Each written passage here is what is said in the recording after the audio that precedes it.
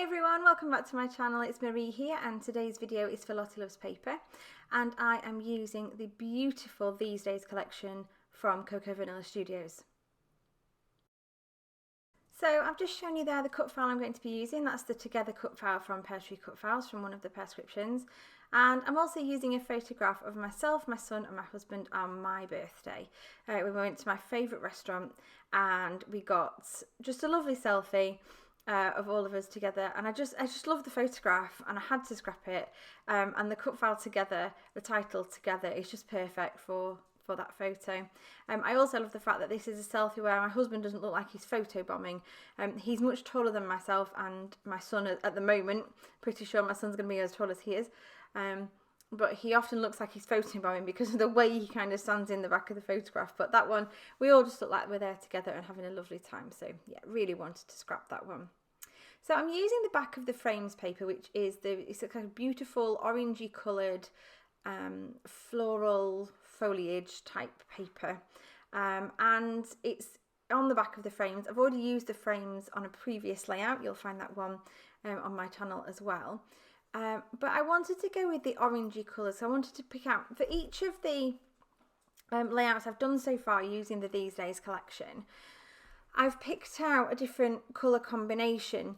So my first one was all the blues and greens, the second one was pinks and peaches, and this one I wanted to stick with the kind of orangey shades along with that wood grain. So as you can see there, the wood grain I've attached to a sheet of white A4 cardstock, and I machine stitched round just before I started the video. I can't very easily get my sewing machine in the video, so I just did that before I started filming, and I've gone around with some white thread. You can see it just there in the top corner, and then I've distressed the edges. So the back of the wood grain paper is a floral, very small floral design, so you can just see little bits of that poking up as I've distressed and pulled those edges over a little bit.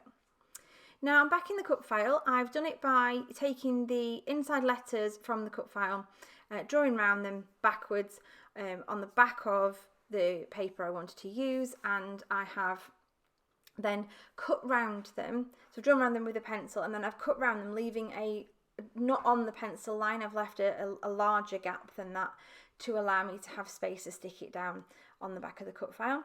I'm now just cutting a piece of acetate for the back of that heart, which I'm going to stick down with some glossy accents, and I'm going to make a little shaker pocket. So I've got some sequins there from Lucy's shop, and the sequin mix is a sunset mix, and the colours match perfectly, so I just had to use those. I'm using some strips of adhesive foam that I bought. I think these were from Amazon. They are in very, very thin strips, so they're perfect for shaker pockets. So I'm just fiddling around with that a little bit to get it to sit flat. And what I'm going to do now is put some adhesive foam all over the back of that cut file, because the edges of the shaker pocket, that large heart, are now raised as well. That gives room for the sequins to move around. It also allows for that dimension on the page. Now the way I'm going to do this is to decide where that cut file is going and then sprinkle the sequins onto the page. I'm then going to remove the backing from all the sticky foam, and I'm going to add a thin line of glossy accents all the way. Oh no, I'm not. I don't need to do that. I've used adhesive foam. I used to have to add a line of glossy accents because I used to use non-adhesive foam for my shaker pockets, but the new adhesive stuff, I don't have to do that anymore. So just take off the adhesive, but if you leave the sequins in a little pile, then stick it down, then give it a shake, everything's sealed in perfectly, and that's worked really, really well. So that's where that photograph's going to go, just tucked in at that right hand side over there. And I'm now just playing around with some papers. What am I going to back it with? I have got the entire family there of Tim Holtz scissors. They are amazing. The large ones are fabulous for cutting longer lines. I know that sounds ridiculous, but they really are. The small ones are fabulous for fussy cutting, and the medium-sized ones are just brilliant everyday scissors. So yeah, got those for my birthday. Really, really, really pleased with those. So yeah, I've taken some of that sagey green coloured paper cardstock from the 6x8 paper pad and matted my photograph. I'm now taking some of the florals from the ephemera packs and popping those in little clusters I and ah about leaving that photo, whether to add some extra things in. I do decide in the end that I want to pop some frames, pop in some more of those frames that from the back of the orange sheet of paper, the orange cardstock there, round the back of the photograph. And I'm just playing around really with the ephemera. It's not quite fitting exactly as I want it yet. So this is the bit of layouts that I love the best. The messing about with ephemera, the faffing, as a few of my friends call it, the faffing stage, where you just move things around and play about until you're really happy with how everything's looking. So those clusters are getting a little bit bigger at the bottom there, never mind, and the top one as well. And I've popped a few extra flowers around the photograph along with that frame that I tucked in. I'm now looking at a few of those little hearts, popping those on as well, and some of the black and white foliage, the leaves. It just breaks up some of that colour because the wood and the orange together is lovely. It's beautiful and warm, but just to break it up a bit, my photograph is obviously black and white as well, and just to break it up, those pops of black and white really help. I and ah at putting one of those foamy words on there, decide in the end I'm not going to, playing around, putting things on, taking them off, word stickers and phrase stickers and things. But I'm quite happy with how the design of this and how it's all sort of sitting together.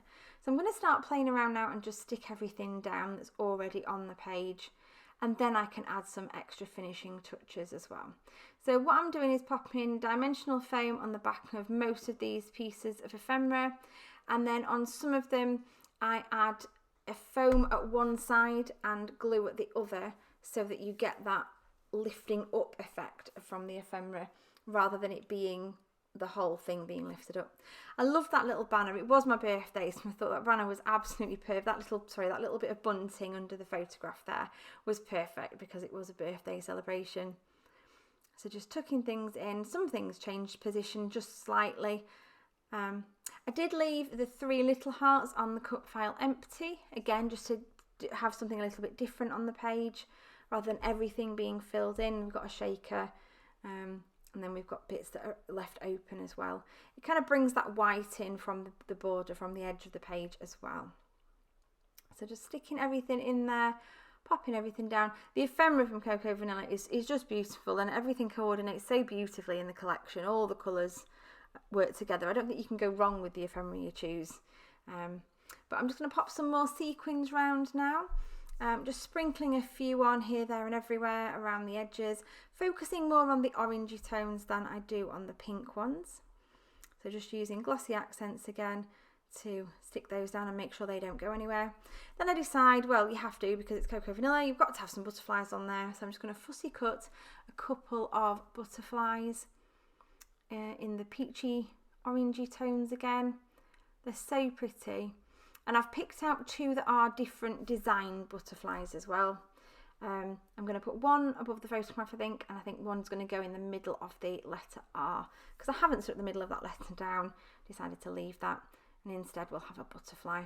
Curled their wings over some dimensional foam pads and stuck the bodies down with glue, just to give them that extra dimension. And now I'm using some thread twiddles to add just a little bit more texture to my page. I've added that word good, which is next to the word together from Bramble Fox there. That's just a little perspective that I had in my drawer. So I just like the idea of the title being good together.